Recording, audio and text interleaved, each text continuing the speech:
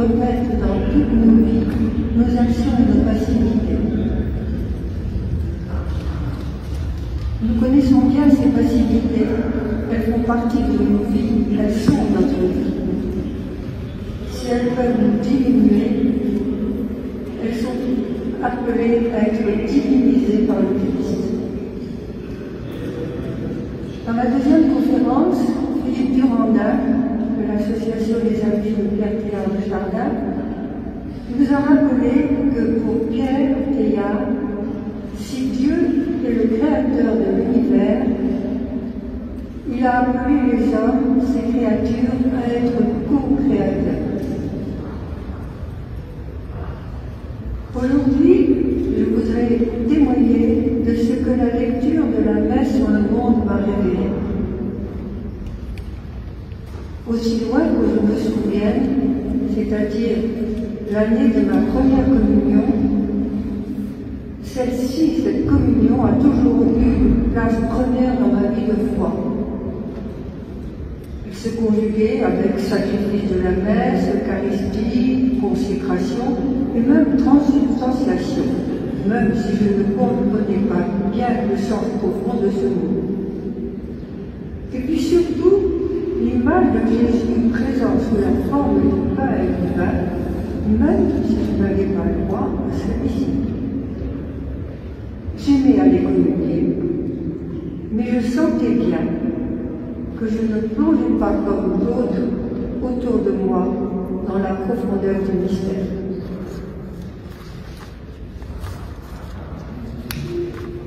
Les années ont passé, j'ai même fait de la catéchèse, soucieuse d'attirer les plus jeunes vers l'Eucharistie. Et puis, j'ai rencontré Pierre Teilhard de Chardin, ou tout au moins son œuvre. Et là maintenant, je vais essayer d'évoquer devant vous tout ce qui m'a habité depuis le premier jour où j'ai lu ces textes. Le premier texte, intitulé Le prêtre, date du temps de la guerre. On est en 1918, alors que brancardier dans les forêts de l'Aisne, Pierre Teilhard souffrait de ne pouvoir célébrer la messe. Dans ce premier texte, il évoque l'Eucharistie, l'offrande, la consécration, la communion. En effet, pour Pierre Teilhard, l'amour de l'Eucharistie, dit-il, fonde sa vie de prêtre. L'Eucharistie lui étant vitale, et c'est de la souffrance de cette privation que naîtra plus tard le texte de la messe sur le monde. Pour traverser cette peine, élargissant son champ de vision, il se laisse entraîner par le souffle de l'Esprit. Dans le milieu divin, il écrit « L'hostie, c'est d'abord et avant tout le fragment de matière où, grâce à la transsubstantiation, s'accroche parmi nous la présence du Verbe incarné. Chaque mot porte.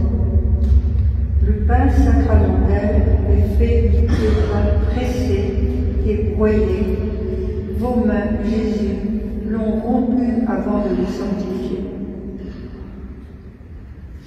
Cela l'amène à cette supplication que le sang de Jésus se mêle à la peine du monde. Ceci est mon corps, ceci est mon sang.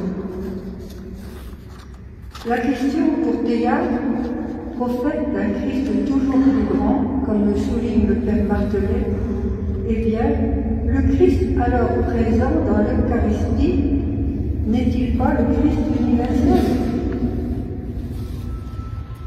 En 1923, il écrit à sa cousine Marguerite Marie « J'élabore toujours peu à peu, un peu mieux, en priant, ma messe sur les choses. Il me semble qu'en un sens, la vraie substance consacrée journellement est l'accroissement du monde ce jour-là. Le pain symbolisant assez bien ce que la création arrive à produire, et le vin, le sang, ce qu'elle paraît perdre en épuisement et en souffrance dans son effort. En août 1923, alors qu'il continuait ses recherches de paléontologue dans le désert inhospitalier des Ordos, qui est situé dans la boucle du fleuve Jaune, en Chine donc, Pierre Teilhard va écrire la version définitive de La Blaise sur le monde.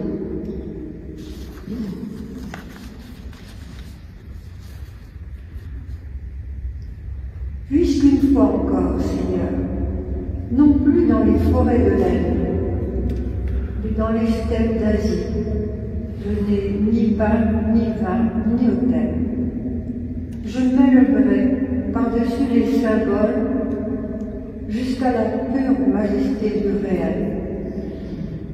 Je vous offrirai, moi, votre prêtre, sur l'autel de la terre entière, le travail et la peine du monde. Une fois de plus, la surface vivante de la terre s'éveille, frémit et recommence son effrayant labeur. Je vous propose quelques instants pour vous permettre de lire ce texte dont chaque mot a une importance considérable.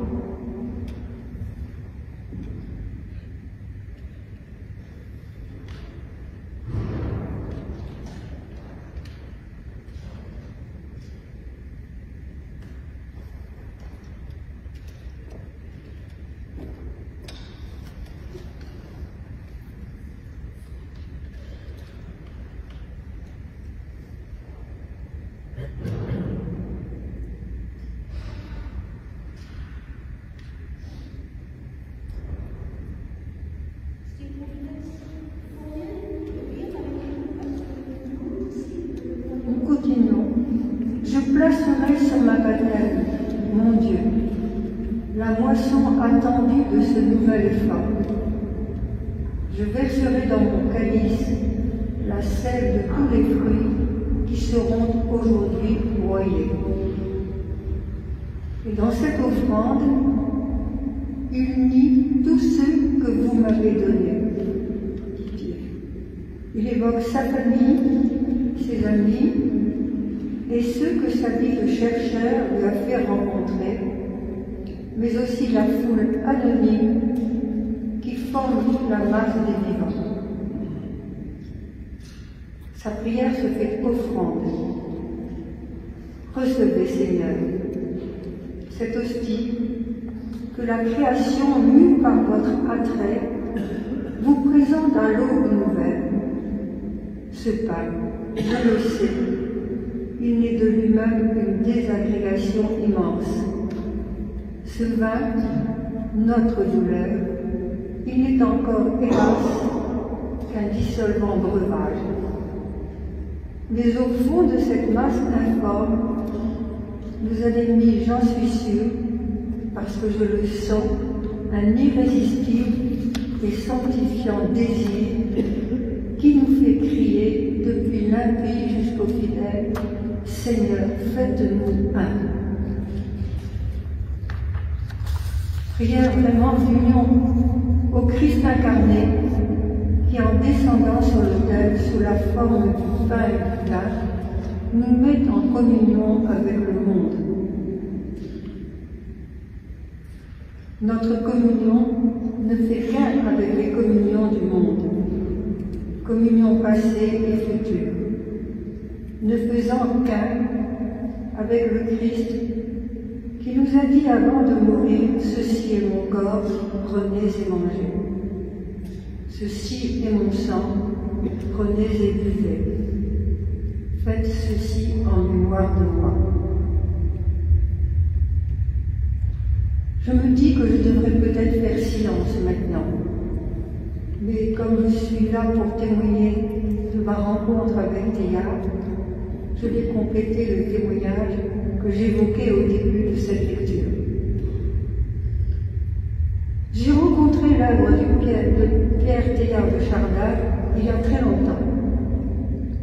mais ne lui avait pas donné l'importance que cette lecture a prise plus tard, jusqu'à devenir essentielle pour moi. Au début du Covid, l'impossibilité de participer à la messe et de communier m'avait amené à lire la messe sur le monde. Ce fut une révélation, un choc. Je découvrais, que dire, la grandeur, l'immensité, l'incroyable dimension que signifiaient les derniers mots du Christ avant sa passion. Ceci est mon corps, ceci est mon sang. Faites cela en mémoire de moi. Sacrifice unique qui récapitule le travail de tous les hommes, pain-broyé, et les souffrances et les diminutions de l'humanité. Ceci est mon sang. Chaque fois qu'un prêtre, quel que soit le lieu, redit sur l'autel les paroles de la consécration. Voilà en quelques lignes ce que je voulais partager avec vous de ce que j'ai reçu dans la lecture de la messe sur le monde.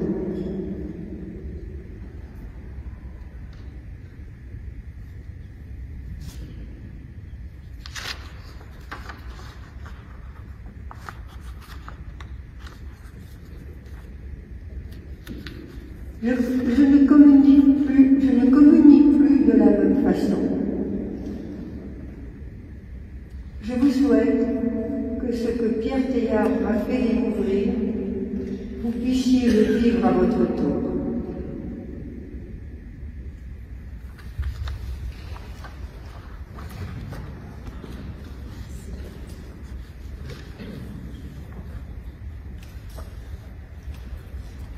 Merci beaucoup, Claire. Nous allons nous retrouver.